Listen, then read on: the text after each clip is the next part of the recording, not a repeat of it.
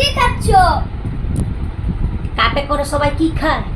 চা খাচ্ছিস কেন? জানিস না কাপে চা খেতে হয়? খাবি? আচ্ছা দিদি, তোমার মুখ বাগানা ছাড়া আর কিছু কথা নেই। একটু মুখটা সামনে রাখো, যদি তুমি মুখ বাগাও না তোমার গোটা পদুটা বেঁকে যাবে। তোর কিসের এত জ্বালা রে? আমি চা খেলাম তো তুই কেন আমাকে এরকম বলবি রে? তোর কিসের আমার উপর আমি হিংসে? চা খেতে তোমাকে বলছি না যে খাস না।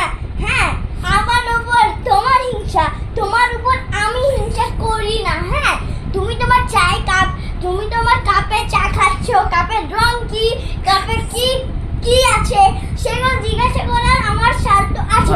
তাই আমি জিজ্ঞাসা করেছি। এইটুকু মেয়ে কেমন কথা দেখো, দিদুর সাথে ঝগড়া করছে।